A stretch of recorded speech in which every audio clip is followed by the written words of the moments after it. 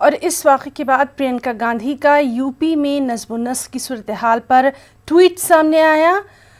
उन्होंने लिखा कि कानपुर में बदमाशों ने एक लड़के का अगवा कर लिया। बदमाशों ने घर वालों से 30 लाख तावान मांगा। घर वालों ने मकान और शादी के जेवर बेचकर ये रकम जमा की। पुलिस वालों के कहने पर घर वालों ने ये रकम अगवाकारों को दी, लेकिन पुलिस ना तो बदमाशों को पकड़ सकी ना लड़के को छुड़ा सकी। और प्रियंका ने यह भी ट्वीट किया कि ये उसी कानपुर की वारदात है जहां कुछ दिन पहले इनकाउंटर हुआ था। यूपी में नज़्म-ओ-नस्क़ की सूरत हाल कितनी लचर है, इससे अंदाज़ा होता है। और चलिए सीधे रुख करेंगे कानपुर का। मौजूद है हमारे साथी संदीप। काफ़ी चौंकाने वाला ये वाक़या रहा है और इसमें हमने ये भी देखा था कि जिस पुलिस ऑफिसर का नाम आ रहा है, लेडी पुलिस ऑफिसर का, उन्होंने खुद ये बात कही है। वो कहते हुए दिखाई दे रही हैं कि हाँ आप इस तरह से करिए, लेकिन उसके बावजूद कोई कार्रवाई नहीं की गई। अभी तक इस मामले में क्या? देखिए ना, साफ तौर से ये 20 दिन पुराना मामला तकरीबन हो गया है। बावजूद उसके पुलिस के हाथ वो अपहरणकर्ता नहीं लगे, उस दिशा में कोई कार्य नहीं हुआ, कोई कार्रवाई नहीं हुई। तो कहीं ना कहीं ये जांच का विषय बनता जा रहा था। साथ ही एक बात और सामने निकल के आ रही है कि जिस तरह से अपर्णा गुप्ता यानी कि जो एसपी साउथ कानपुर हैं, उन पर जो इल्जाम लगाया जा रहा है कि उन्होंने फिरौती की रकम को इकट्ठा करने के लिए कहा और उसके बाद फिरौती की रकम दिलवाई और जो अपहरण हुआ है जिसका वो बरामद नहीं हो सका है। तो ये भी एक जांच का विषय है।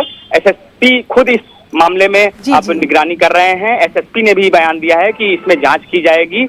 वहीं अभी जो ताजा बयान आया है एसएसपी का, उनका कहना है कि जिस तरह से पूछताछ की गई है घर वालों से कि 30 लाख रुपए कैसे इकट्ठा किए, क्या किए, वो अभी बताने में संतुष्ट नहीं, उनकी बातों से संतुष्ट नहीं हुए हैं अधिकारी। तो ये भी एक जांच का विषय है कि आखिर वो पैसे इकट्ठे हुए थे या नहीं हुए थे, एसपी साउथ ने क्या किया। और पुलिस का ये भी कहना है कि किसी के कहने पर ये पीड़ित परिवार ऐसा बयान दे रहा है जिससे पुलिस एक्टिव हो और उसके बाद जांच में तेजी लाई जा सके।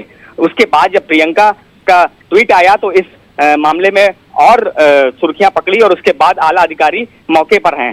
तो कहीं ना कहीं जांच के विषय दोनों ही तरफ से हैं, चाहे वो पीड़ित परिवार की बात हो कि किस तरह से पैसा इकट्ठा किया, कहाँ दिया, आखिर पुलिस ने क्यों कहा कि पैसा इकट्ठा करके फिरौती मांगने वालों के पास जाना है, ये भी एक जांच का विषय है। जी हिना।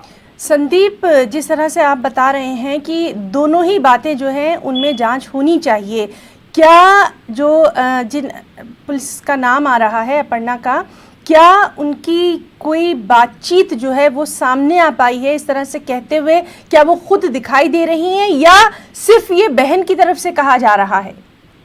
जी हिना, बिल्कुल नहीं। ऐसा अभी एसएसपी का कोई वीडियो या कोई बात, ऐसा ऑडियो या कोई बात ऐसी या कोई गवाह ऐसा सामने नहीं आया है कि जिसमें ये बताया गया हो कि पुलिस ने कहा है कि आप पैसा इकट्ठा करिए। ये एक सोचने वाली बात है।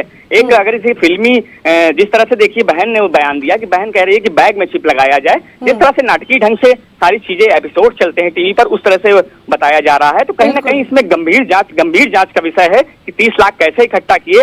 जब पूछताछ होगी परिवार वालों से तभी ये साफ हो सकेगा। और आप खुद सोचिए कि पुलिस कैसे कहेगी कि फिरौती की रकम आप इकट्ठा कीजिए, क्योंकि पुलिस का काम है अपहरणकर्ताओं को पकड़ना और लड़के को बरामद करना, कार्रवाई करना, जांच करना, ना कि ये कहना कि पैसे इकट्ठा करिए हम लोग छुड़वाते हैं। तो ये कहीं ना कहीं जांच का विषय है।